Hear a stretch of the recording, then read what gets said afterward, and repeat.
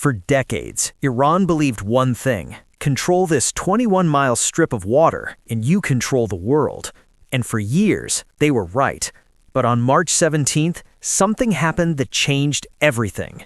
CENTCOM didn't issue a warning, it didn't make threats, it dropped multiple 5,000-pound bunker-buster bombs deep into Iran's most secret coastal fortresses. These weren't just targets, these were underground cities, hidden in mountains, protected by layers of reinforced concrete, built over years in total secrecy. And in minutes, they were exposed. The message was clear and terrifying: nowhere is hidden anymore. But what happened next didn't just shock Iran, it sent panic through oil markets, navies, and governments across the world. Because this wasn't just a strike, this was the moment the United States may have just dismantled the most dangerous chokehold on Earth. To understand why this moment matters, you need to see what Iran actually built and how long it took. The Strait of Hormuz is just 21 miles wide at its narrowest point, but every single day, nearly 27% of the world's seaborne energy flows through it. Oil tankers, massive, slow, and exposed, are forced into this narrow corridor with no way around. Iran understood this perfectly. So over the years, quietly and methodically, they transformed their entire coastline into a hidden weapons network. Not loud, not obvious, invisible. Fast attack boats were stationed in concealed coves, small, agile, almost impossible to detect on radar. Not just a few, swarms, dozens moving together, each armed with sea-skimming anti-ship missiles designed to strike before a crew could even react. But those boats were only the surface layer, because beneath them, something far more dangerous was waiting in the dark. Iran didn't just place missiles along the coastline, they hid them inside mountains. Deep within the rocky cliffs overlooking the strait, entire missile systems were buried. Launchers, ammunition, and command centers, all protected inside hardened underground tunnels. This wasn't a rushed setup.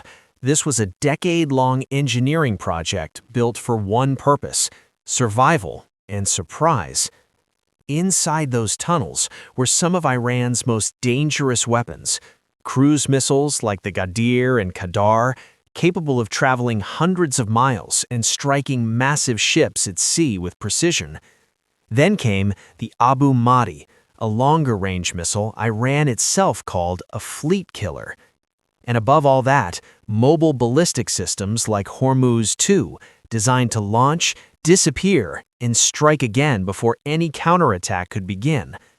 On paper, it was perfect, an unbreakable fortress. But there was one question no one asked: what if something could reach them anyway? The impact was immediate and devastating.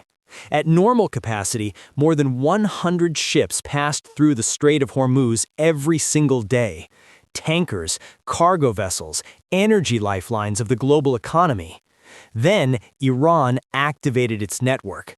Almost overnight, traffic collapsed, dropping to just a handful of ships willing to take the risk. The rest turned back.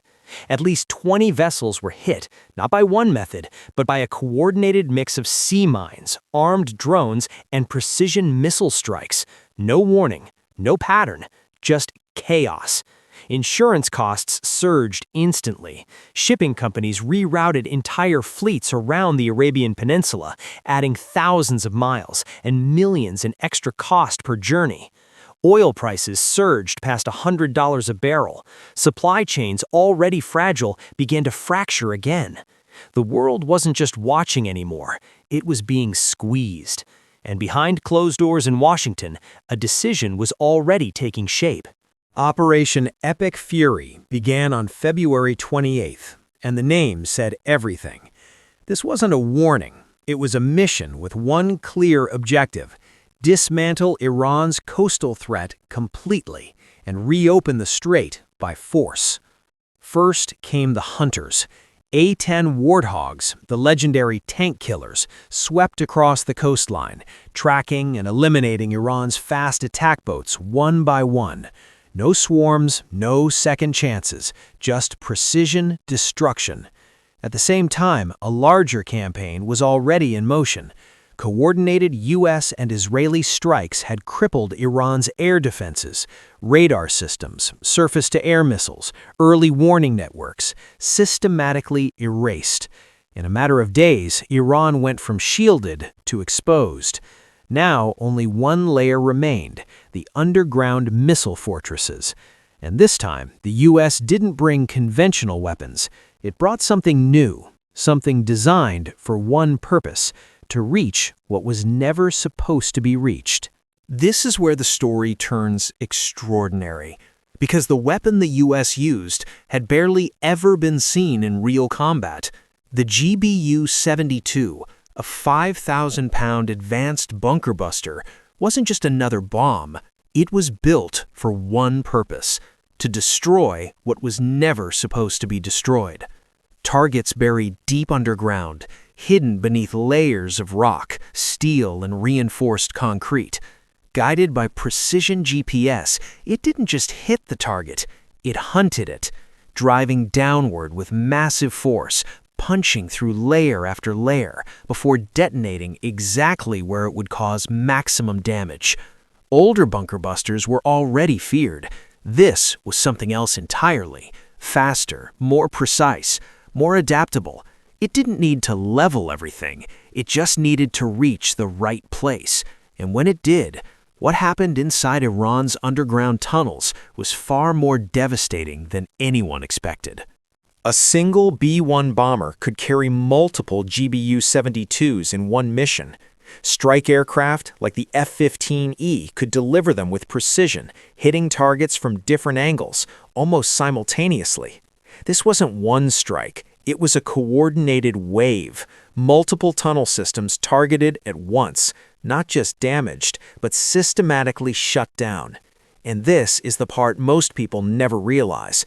You don't need to destroy the missiles inside, you just need to trap them, seal the entrance, collapse the access points, bury the launch systems under tons of rock and steel. In an instant, those advanced weapons become useless, locked away, unreachable, dead weight. Years of construction, billions of dollars, entire underground networks neutralized in minutes. And the worst part for Iran? There was nothing they could do to stop what was coming next. Iran reacted fast, attempting a full blockade of the strait. For a brief moment, it looked like the crisis could spiral out of control. Oil prices surged past $100, markets shook, the world held its breath. Then came the warning. A direct 48-hour ultimatum: reopen the strait or face something far worse. Not just military targets, but critical infrastructure, power, stability, survival. Iran threatened retaliation, regional strikes, escalation. And then, something unexpected happened. Quietly, without announcement, ships began moving again. Not all of them, but enough to signal one thing: the grip was broken. The tunnels were sealed, the launch systems buried, the defenses that once protected them gone. And in that moment, a realization spread far beyond Iran. For decades, underground meant untouchable. Now, it might mean something else entirely. Because one question is echoing across the world: if they could reach those targets, who's next?